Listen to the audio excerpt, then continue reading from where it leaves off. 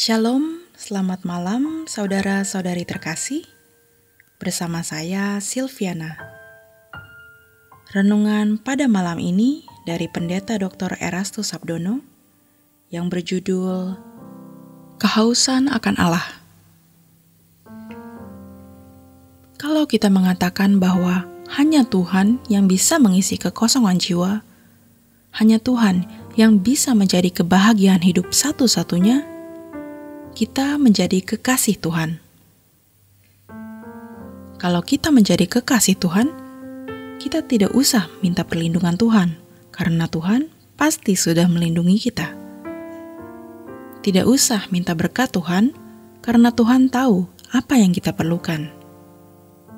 Ini akan membuat kehausan jiwa kita makin merekah, dan Tuhan akan menjawab kehausan itu. Kalau kita sekarang ada dalam pergumulan tertentu dan rasanya Tuhan tidak memedulikan, tidak menjawab, tidak menolong, seakan-akan Tuhan tidak membela, jangan kecewa. Persoalan masih ada, tetapi jawaban yang kita butuhkan bukanlah jalan keluar dari persoalan itu. Yang kita butuhkan adalah Tuhan sendiri yang mengisi kekosongan jiwa kita. Kalau kita berkata, "Ku perlu Kau, Tuhan," bukan karena membutuhkan uang, pembelaan Tuhan, atau karena mau sembuh, tetapi karena kita membutuhkan pribadinya. Semakin kita bisa meninggalkan ikatan dengan dunia ini, semakin kita merasakan kehausan akan Allah. Sebagaimana pemazmur mengatakan, "Sekalipun dagingku dan hatiku habis lenyap, gunung batuku dan bagianku tetaplah Allah selamanya." Artinya, walaupun pada kenyataannya keadaanku tidak baik, tetapi aku menikmati Tuhan sebagai kebahagiaanku. Ini akan menjadi kekuatan dan kita akan menjadi orang yang unggul.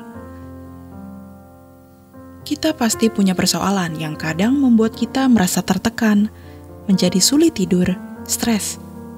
Tetapi Tuhan mengajar kita untuk bisa menjadikan Tuhan sebagai kesukaan, kebahagiaan di tengah-tengah situasi itu. Kalau tidak ada keadaan yang sulit, tidak ada pergumulan, kita belum teruji. Justru di tengah-tengah keadaan yang sulit, kita tetap menikmati Tuhan dan menjadikan Dia segalanya dalam hidup kita. Maka kita menjadi manusia unggul. Kalau kita sampai pada tingkat yang lebih dewasa, kita membawa persoalan kita kepada Tuhan tanpa mengatur Tuhan. Sampai kita bisa berkata, "Ini persoalanku Tuhan. Berat menghadapi ini dan itu, kebutuhan ini dan itu. Aku serahkan dalam tangan-Mu. Apa jadinya nanti, terserah Engkau. Tuhan, aku hanya mau Engkau menjadi kesukaan dan kebahagiaanku." Ini luar biasa. Selama seseorang belum sampai pada kehausan yang kudus seperti ini, dia akan mencari pelabuhan di mana dia mendapatkan perhentian. Kita mau mendapatkan perhentian hanya di dalam Tuhan saja. Kita tahu bahwa Tuhan yang hidup, Tuhan yang pasti akan kita alami secara real. Sebagaimana kita punya orang tua, saudara, atau sahabat, kita bisa berinteraksi dengan mereka. Kita juga bisa berinteraksi dengan Tuhan. Kita bisa mengalami Tuhan itu hidup, nyata. Kita memerlukan Tuhan karena Tuhan sendiri, pribadinya.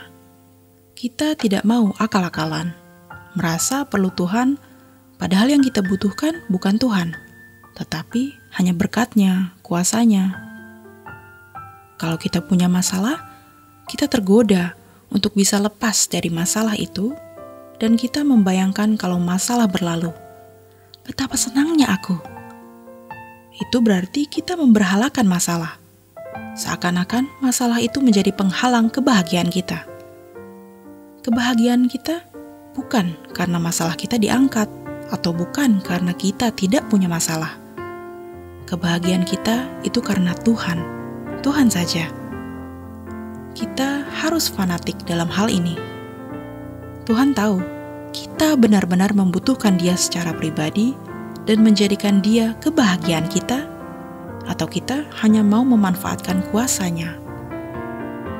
Orang yang haus akan Allah akan mencintai Allah, karena Allah lah objek cinta satu-satunya.